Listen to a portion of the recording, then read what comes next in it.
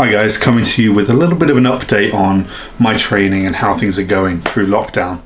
So for those of you that don't know, I'm a pilot for Great Britain bobsleigh, and that itself gives me an interesting kind of angle on this lockdown, because actually we went into lockdown almost exactly a week after our season finished. So we are right at the start of my off season, which means a couple of things. First is that if it were to happen at any time, it's kind of the perfect time for it to happen for me and for other people in our sport. I think across the world, there was maybe 1 week worth of sliding that was actually cancelled due to coronavirus.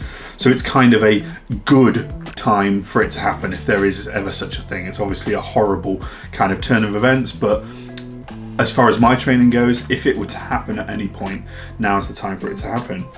Because at the start of the off season, I'm generally, I'll take a couple of weeks rest, and then I'll hit a kind of a strength block, as opposed to kind of power or speed or anything which we need for our sport. That comes later in the year, which, fingers crossed, will be when athletics tracks and everything are all open back up.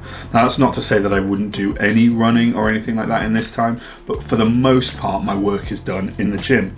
Now, the other benefit to that is I actually have a gym in my garage fully stocked. So I'm able to train pretty much without having skipped a beat, which obviously isn't the case for most people. So I'm really grateful for the fact that I have that gym and I have access to those facilities non-stop. And really, it's hard to say that it's been a good thing for me, because it hasn't. I'm missing out on so much, but I'm also not nearly missing out on as much as some other people.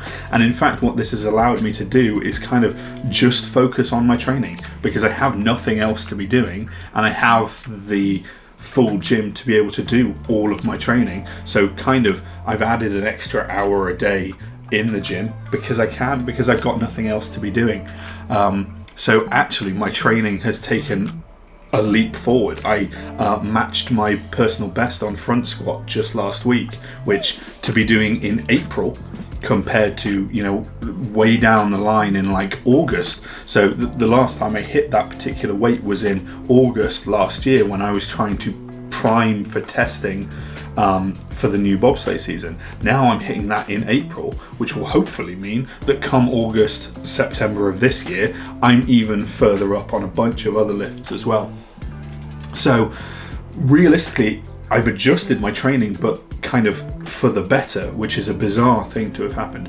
Another thing that happened for me, day one of the off season, I dropped a barbell on my toe and broke my big toe, so nightmare. But again, that meant that I was not able to run, and I've been focusing on the gym. So I've just been doing heavy lifting, like 6 days a week, and just seeing my numbers increase. So I kind of can't complain from a training standpoint. What I miss is training, kind of with my teammates, and I'm hoping that our push facility, where we practice actual bobsleigh, will be back up and running fairly soon, so that we can get back to work. But that wouldn't be happening till kind of May, June time anyway. So again, we've got some time there. So hopefully around that time, things will be starting to loosen a little bit. Now, I realise that doesn't go too far as in terms of advice, because you can't necessarily just run into your garage like I can and train flat out. But I think my biggest advice with anything to do with the lockdown is to stay positive, focus on what you have got, what you can do, rather than comparing it to what you can't do, what you'd like to be doing, because down that road lies ruin. If you've only got certain things at your disposal, kind of think of the ways to capitalize on those. Like I said, I would love to be down doing sprint training. I can't. So I'm doing my hurdle drills and some little start work just along my drive. Is it ideal? Of course not. But is everyone in the same boat? Yes. So if you count all of your competition, everybody else is having similar restrictions, then think, okay, well, what might they be doing? How far might they be going given these restraints? And try and kind of capitalize again on what you have rather than what you haven't got, because Everyone's dealing with the same situation, and it's going to be the people that deal with that the best that are going to come out of this the fittest. Maybe you won't be the fittest you've ever been, but you might be the fittest out of your competition, and that's key. Another key part of this whole lockdown thing is obviously what you're putting into your body, because a lot of people, myself included, are way more sedentary than we would normally be. Normally I'm just kind of out doing things, whether that's walking to the gym or kind of, going on trips or anything like that. You're probably burning, for me, about 500 to 1,000 fewer calories per day just by lack of movement. So I think it's key to just kind of be mindful of that and really make a plan with your diet now more than ever. And that's not to say you got to be just eating chicken and veg, but we want to be going to the supermarket and getting food in as few trips as possible. But also you've just kind of got to be aware of spending more time at home with access to food. It's so easy to go to the fridge and just pick something out. I'm so bad for that. In fact, there was one day early in the lockdown where I was just kind of snacking. I threw everything that I'd eaten in my fitness pal, and I was like, I've just eaten 5,000 calories today. There's no way this can continue, right? So I think there's a kind of a mindfulness there that needs to happen, and just be aware of the fact that you've got access to food, you're not doing as much, and you are just kind of being a bit lazier. And it's okay to be lazy in this time. We all have to be. So just kind of don't fill that time, and especially that boredom, with food, because that's so easy to do. And trust me, left to my own kind of devices, my subconscious, I'd probably balloon out by about 15 kilos in 3 weeks if I just let it go. So I'm staying to between 2,000 and 2,500 calories, and actually I'm managing to lose a little bit of weight doing that.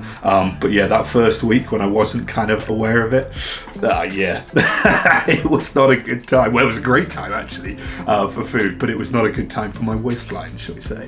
Which kind of links into really the main part about all this lockdown, and that's just kind of mental well-being. It's a really tough time, and again, I'm speaking from a position of having relative comfort. I've got quite a large house with a garden and a garage gym, so I'm able to be active and to do those things. But again, there's more that I wish I had. There's people that have it even better than I do, but there's also people that have it a lot worse. And kind of the only thing that I could say to that is again, just staying positive, try and focus on the things that you have got, the things that you can do, and maybe kind of give some thought to how it could be worse and the people that might be going through that. Because ultimately we're all in the same boat. But the biggest thing for me has just been creating a schedule and sticking to that schedule. So I've been waking up early to get in the gym and spend all the time I want to there, having my lunch, and then organising different activities for the evenings,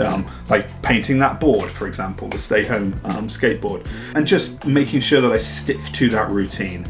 Sleep has been a really big part of that actually. Again, when your whole day is kind of spent indoors just like wanting to go out and do stuff, you have a lot more energy at the end of the day, and it's so easy to stay up late. And again, early days I was kind of, I was going to sleep at 2, 3 a.m, not waking up till midday, and I could just feel it slipping, and it was annihilating any kind of daily routine I had. So I've really been focusing on getting enough sleep, because there's time in the day now to make sure I get 8 or 9 hours, which is a lot, but that's what I find I need, and making sure that I stick to those timings, because that's affecting the rest of my day. But yeah, just staying on regular meal times, trying to train at the same time every day, and getting a good amount of sleep means that actually there's only maybe kind of 5 or 6 hours when I'm like, okay, well, what do I want to do today?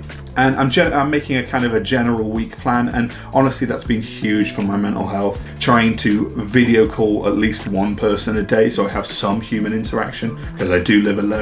Actually, I found that it's felt like now we're 5 weeks in, or at least I am, to kind of sheltering in place, and I've got a good routine going, and I feel like I could stick at this for a little bit. Now, of course, there's down days, but I think the analogy I use is like just being out in the ocean. If you try and fight what's going on, you're not going to be able to.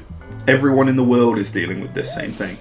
So if you just kind of go with the flow, let it happen and try and make the best of the scenario. I think that's all we can do, and it's all anyone can do at this point. And again, just focus on what you have got, what you can control, and make the best of those things individually. You know, just kind of trying to evaluate, okay, I can control my sleep, my nutrition, my training, and to an extent my mental attitude.